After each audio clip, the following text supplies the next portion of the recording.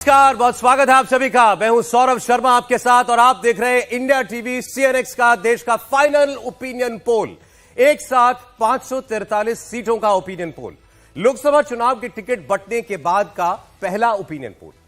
और हम में से मैक्सिमम लोगों को यह पक्का लगता है कि तीसरी बार प्रधानमंत्री तो मोदी ही बनेंगे। सवाल यह है कि कितनी सीटों के साथ बनेंगे। क्या बीजेपी सच में 370 सीटें जीतने जा रही है? क्या एनडीए का नंबर 400 के पार जा सकता है? उत्तर में आंधी चलेगी तो क्या दक्षिण में भी बीजेपी की ऐसी कोई लहर उठेगी? मध्य प्रदेश, गुजरात, राजस्थान, दिल्ली, हरियाणा, हिमाचल के साथ ही उत्तराखंड, ऐसे कितने राज्य हैं जहां बीजेपी परफेक्ट स्कोर करने वाली है, यानी कि 100% का स्ट्राइक रेट जमाएगी? क्या उत्तर प्रदेश में भी 80 की 80 सीटें जीतना मुमकिन होगा? बीजेपी ने मैं हूं मोदी का परिवार नाम से जो कैंपेन लॉन्च किया है वो कितनी दूर तक जाएगा? मोदी के लिए कितनी सीटें जोड़ेगा? दक्षिण का दुर्ग बीजेपी अभी तक पूरा नहीं जीत पाई है। 3 बड़े बड़े राज्यों में केरल, आंध्र प्रदेश और तमिलनाडु में वो 0 पर है। क्या 0 से बीजेपी बड़ी छलांग लगाने वाली है? ये छलांग कितनी बड़ी होगी? मोदी के लिए 400 वाले टारगेट में दक्षिण से कितना सपोर्ट मिलेगा? और इस सब के बीच आज बात राहुल गांधी की भी करेंगे। क्या कांग्रेस के लिए सच में ऐसा होगा कि जब मोदी 400 पार जाएंगे तो कांग्रेस 40 के नीचे रह जाएगी? क्या इन चुनावों में कांग्रेस कोई कोर्स करेक्शन करेगी या पार्टी जैसे चल रही है राहुल गांधी से वैसे ही चलाते रहेंगे और नरेंद्र मोदी को प्रधानमंत्री लगातार अपनी गलतियों, अपनी खामियों से बनवाते रहेंगे?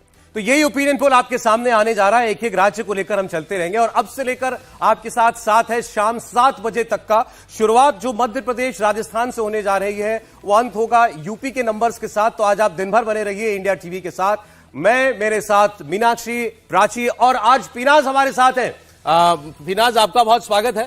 तो आज देश के ओपिनियन पोल के साथ साथ दर्शकों से आप भी रूबरू हो रही हैं। वैसे तो सब आपको पहचानते, लेकिन आज इंडिया टीवी के पर्दे पर बिल्कुल, और खुशी है मुझे, और शुरुआत भी शानदार है इस ओपिनियन पोल के साथ। बिल्कुल, मेहमानों से भी आपको मिलवा दें। स्टूडियो में हमारे साथ मौजूद है हर्षवर्धन त्रिपाठी जी। हर्षवर्धन जी, बहुत स्वागत है आपका। समीर चौगांवकर साहब हमारे साथ हैं रोज की तरह। समीर साहब, बहुत स्वागत है आपका। राहुल महाजन जी हमारे मेहमान हैं आज। राहुल जी, आपका बहुत स्वागत है। और भावेश झा CNX से, जिन्होंने सर्वे किया, बहुत स्वागत भावेश आपका भी। और एक और खास मेहमान हमारे साथ जुड़ रहे हैं, विश्वास सारंग जी, मध्य प्रदेश से, भारतीय जनता पार्टी के लीडर। विश्वास जी, बहुत स्वागत है आपका। आपके राज्य से ओपिनियन पोल खुल रहा है। आप कहिए तो कोई आंकड़ा बताएं, नहीं तो हम दिखाने ही वाले हैं। जी देखिए, हम तो पहले से ही कहते आए हैं कि मध्य प्रदेश की पूरी 29 लोकसभा भारतीय जनता पार्टी जीतेगी। मोदी जी के प्रति आकर्षण, मोदी जी की रीति नीति, मोदी जी की सरकार की स्वीकारोक्ति इस बात को स्थापित करती है कि मध्य प्रदेश की पूरी 29 सीटें हम जीतेंगे और 29 कमल की माला हम मोदी जी के गले में डालेंगे। 400 से पार देश में भारतीय जनता पार्टी की सरकार बनेगी, एनडीए की सरकार बनेगी और मोदी जी के नेतृत्व में यह देश विश्व के मानचित्र पर सर्वोच्च राष्ट्र के रूप में स्थापित होगा। जी सौरभ जी, हमें विश्वास है, दृढ़ता के साथ विश्वास है कि मध्य प्रदेश की पूरी 29 सीटें हर बार, लेकिन एक छूट जाया करती थी छिंदवाड़ा की, बहुत बड़ी। इस बार वो छिंदवाड़ा की सीट भी आएगी क्या? कमलनाथ तो नहीं आए, सीट आएगी। कमलनाथ तो नहीं आए, सीट आएगी। देखिए मोदी जी का जलवा, देखिए मोदी जी का जलवा पूरे देश में है तो छिंदवाड़ा अछूता थोड़ी है। मोदी जी का जलवा है कि छिंदवाड़ा की जनता भी चाहती है कि मोदी जी के नेतृत्व में इस देश में सरकार बने, मोदी जी फिर से प्रधानमंत्री बने और इस देश को परम वैभव तक पहुंचाने के संकल्प के साथ, चाहे गरीब कल्याण का मामला हो, चाहे देश के नाम को पूरी दुनिया में स्थापित करने का मामला हो, सब में छिंदवाड़ा की जनता भी मोदी जी के साथ है और वहां भी भाजपा जीतेगी। तो इसका मतलब ये विश्वास जी कि 29 में 29 सीट स्कोर कर रही है बीजेपी, कॉन्फिडेंस है आपको?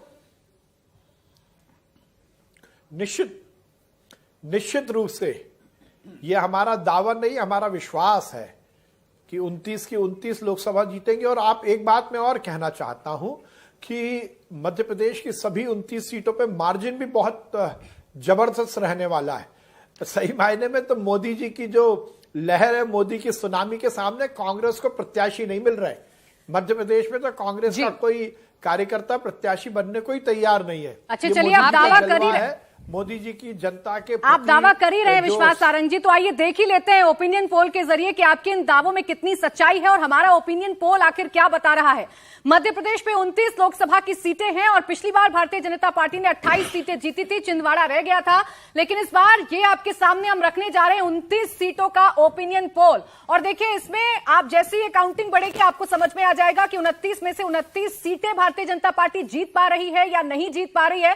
तो एक एक करके जितनी जितनी लाइन खुल रही है हर जगह आपको भगवा ही भगवा नजर आ रहा होगा, यानी कि 29 में से 29 सीटें बीजेपी जीत रही है। बड़ी बात यह है कि छिंदवाड़ा जो है उसे भारतीय जनता पार्टी जीतती हुई नजर आ रही है। यहां से जो नकुल नाथ हैं वो हारते हुए नजर आ रहे हैं छिंदवाड़ा से। यहां बड़ी खबर देखिए, एमपी के इस ओपिनियन पोल की यही है, 29 की 29 सीटें आज अगर लोकसभा के चुनाव हो तो भारतीय जनता पार्टी जीतने जा रही है। ये इंडिया टीवी सीएनएक्स का सर्वे कह रहा है और इसमें जो हेडलाइन है वो है छिंदवाड़ा। कमलनाथ जहां से 1980 से लगातार उनका या उनका परिवार जीतता आ रहा है, एक बार को सिर्फ छोड़ दें अगर आप, वो सीट छिंदवाड़ा की इस बार भारतीय जनता पार्टी छीन सकती है कमलनाथ से। उनके बेटे फिलहाल यहां से सांसद हैं, लेकिन इस बार 2024 के चुनाव में कमलनाथ अपनी सीट को बरकरार नहीं रख पाएंगे। अभी का फिलहाल जो आंकलन है वो इसी ओर इशारा करता है। तो ये एक बड़ी बात होगी कि बीजेपी 29 की 29 सीटें मध्य प्रदेश में जीत सकती है और उसमें छिंदवाड़ा की सीट भी शामिल है। बिल्कुल। और सौरभ, मेरे ख्याल से इन सब सीटों में जिस तरह से पूर्व मुख्यमंत्री को भेजा गया, विदिशा उनकी पसंदीदा सीट दी गई, तो एक मैसेज जो है कार्यकर्ता कैडर सबको देने की कोशिश की गई है कि उनका पूरा सम्मान है और उनको पूरे सम्मान के साथ उनकी पसंद की सीट जो है वो चुनने के लिए दी गई है और यहां से उन्हें केंद्र में एक बड़ी भूमिका जो है मिलती हुई नजर आ रही है। आप विदिशा की बात करिए, शिवराज सिंह चौहान। विदिशा हमारी स्क्रीन पर हमको दिख जाए अगर, सेकेंड नंबर ये शिवराज सिंह चौहान पूर्व मुख्यमंत्री, 17 साल मुख्यमंत्री रहे और अब उनको उम्मीदवार बनाया गया लोकसभा का और इस सीट से लोकसभा में एक बार फिर शिवराज सिंह चौहान की वापसी तय है। सबसे कम उम्र के सांसद बने थे जब जीत करके आए थे पहली बार लोकसभा में, और अब मुख्यमंत्री इतने बरस रहने के बाद विदिशा एक बार फिर उनको संसद में भेज सकती है। तो ये दूसरी बड़ी सीट की बात हमने की, विदिशा की सीट। अब बात गुना की कर लेते हैं। वो सीट जो कि सिंधिया राज घराने के महाराजा ज्योतिरादित्य सिंधिया वो गुना से चुनाव लड़ेंगे और गुना से उनकी जीत तय नजर आ रही है। 19 के चुनाव में ज्योतिरादित्य सिंधिया, आपको याद होगा, गुना सीट हार गए थे, लेकिन इस बार यह सीट बीजेपी के पास, ज्योतिरादित्य सिंधिया के पास जाती दिखाई दे रही है। 24 में जो ये टिकट है ज्योतिरादित्य सिंधिया अब बीजेपी के साथ है, क्योंकि पिछली बार भी जो वो हारे थे उसके पीछे कारण यही रहा था कि वहां पर फूट पड़ गई थी और उसका नुकसान ज्योतिरादित्य सिंधिया को उठाना पड़ा था। इस बार गुना सीट बीजेपी के पास, केपी यादव ने हराया था और 1,25,000 वोटों से ज्योतिरादित्य सिंधिया हारे थे और इस बार माना जा रहा था कि बड़ा मुश्किल है पार्टी नेतृत्व के लिए कि गुना में किसको टिकट दिया जाए, लेकिन ज्योतिरादित्य सिंधिया को टिकट दिया गया है। इसके अलावा मंडला की बात करेंगे तो मंडला जरूरी इसीलिए है, फग्गन सिंह कुलस्ते, आपको याद होगा कि इन्हें विधानसभा का चुनाव लड़वाया गया था मध्य प्रदेश से, लेकिन ये चुनाव हार गए थे। बड़े आदिवासी चेहरा है, इन्हें एक बार फिर से लोकसभा में उतारा जा रहा है और हमारा ओपिनियन पोल ये कह रहा है कि विधानसभा में तो नहीं जीत पाए, लेकिन मंडला से फग्गन सिंह कुलस्ते अपनी सीट को जीत लेंगे। भारतीय जनता पार्टी मंडला से फिलहाल इस ओपिनियन पोल के मुताबिक जीतती हुई नजर आ रही है। बिल्कुल। और यहां पर अगर भोपाल सीट की बात करें तो जिस तरह से मन से माफी नहीं दी गई थी भोपाल सीट पर, तो आखिरकार साध्वी प्रज्ञा भी समझ गई हैं कि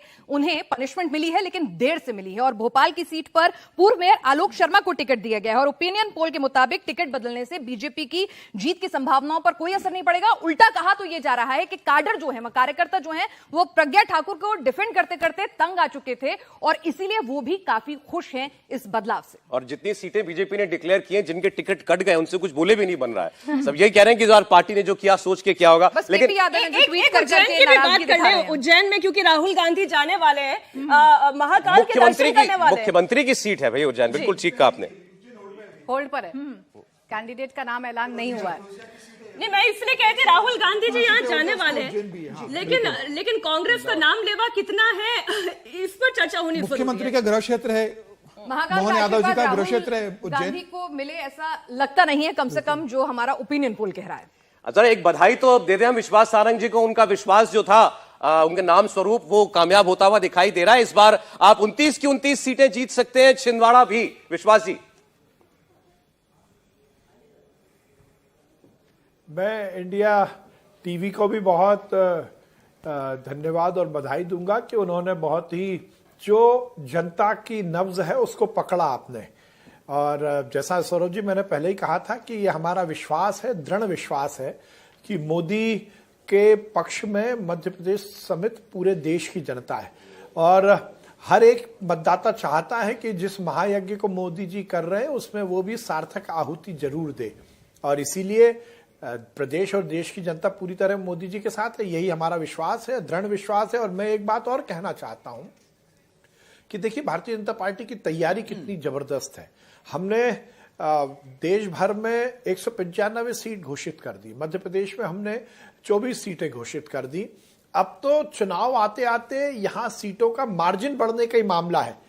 अब कहीं कोई डाउट नहीं है जी। जैसा मैंने कहा कांग्रेस के पास तो प्रत्याशी नहीं है, मोदी सुनामी के सामने कोई खड़ा होने को तैयार नहीं है। नहीं सौरभ, जिस तरह से कहा जाता है ना, प्रधानमंत्री ने परीक्षा पे चर्चा में ही साफ कर दिया था कि एग्जाम सेंटर में जो है आप टाइम से पहले पहुंच जाइए और उसके बाद तैयारी का और आत्मचिंतन का पूरा मौका मिलता है। और इसीलिए लिस्ट भी पहली जारी हो गई 195 उम्मीदवारों की और दूसरी भी जल्द ही आ सकती है। नहीं, लेकिन जो 14 में नहीं हुआ, 19 में नहीं हुआ, वो 24 में हो रहा है। ये अपने आप में बड़ी बात है। मध्य प्रदेश में छिंदवाड़ा की सीट भी हिल रही है, कैसे देखेंगे हर्षवर्धन जी?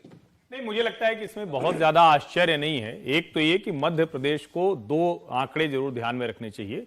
4 सीटों को छोड़ दें तो मध्य प्रदेश की सभी सीटों पर भारतीय जनता पार्टी की जीत का आंकड़ा 1 लाख से ज्यादा रहा है, यानी अंतर जो उनका रहा है सिर्फ 4 सीटें हैं। दूसरा, छिंदवाड़ा एक ऐसी सीट है जिस पर कमलनाथ का प्रभाव लगातार घटता रहा है, यानी अगर आप धीरे धीरे देखें तो हर चुनाव में वो नीचे आता रहा है। और जिस तरह से एक खबर उड़ी कि कमलनाथ तो खुद ही ठिकाना खोज रहे हैं, खुद ही चाह रहे हैं कि किसी तरह से भारतीय जनता पार्टी में चले जाएं, तो शायद ज्योतिरादित्य सिंधिया की जो 2019 वाली गति है उसको वो प्राप्त होते हुए दिख रहे हैं। और उनके लिए तो इधर कोई रास्ता भी नजर नहीं आ रहा। और अगर दिग्विजय की राजनीति की बात करें, क्योंकि उनके क्षेत्र में भी यहां पर कुछ बचता हुआ नजर नहीं आ रहा है, क्लीन स्वीप तो है ही, लेकिन उनकी राजनीति अब यहां से कहां जाएगी? सब बयान बहादुर बन के रह जाएंगे। दिग्विजय सिंह और कमलनाथ ये दोनों भूतकाल हो चुके हैं, भविष्य इनका नहीं है, वहां किसी भी तरह से वो बचे नहीं। जी, समीर जी, कुछ भी सीट पर हैरानी हो तो बताएं। नहीं, मुझे बिल्कुल हैरानी नहीं है। मुझे ये तय था कि छिंदवाड़ा सीट जो कमलनाथ के प्रभुत्व की सीट है, उनके बेटे नकुलनाथ वहां से सांसद है। इस बार भारतीय जनता पार्टी वहां जीतने जा रही है और कमलनाथ भी इस बात को जानते हैं, नकुलनाथ भी इस बात को जानते हैं। और शायद इसी कारण नकुलनाथ ने अभी तक छिंदवाड़ा के अंदर अपने कार्यकर्ताओं से यह नहीं कहा कि मैं कांग्रेस के टिकट पर चुनाव लड़ने जा रहा हूं।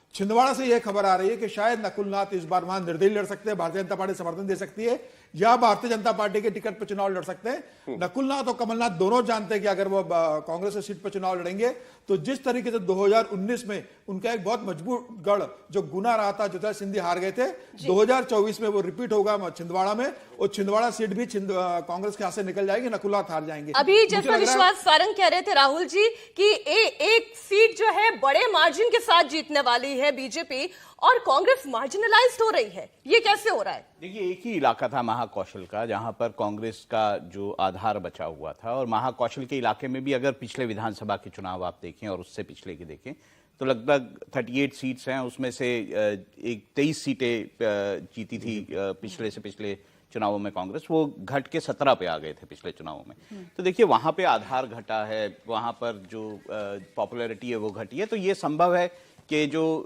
सीट है कमलनाथ जी की, वो इस बार जो है वो बीजेपी जीत जाए, बिकॉज बहुत सारे समय से ये देखा गया है कि कमलनाथ और उनका परिवार जो है उस सीट पे चाहे जो भी वेव रही हो वो जीतते आए हैं, लेकिन इस बार ऐसा लगता है कि वो शायद जो रिकॉर्ड है वो टूट जाए। जी, एक कमेंट छिंदवाड़ा पर ही, भावेश, क्या बदल रहा है ऐसा इस बार छिंदवाड़ा में? फिर राजस्थान की बात करते हैं।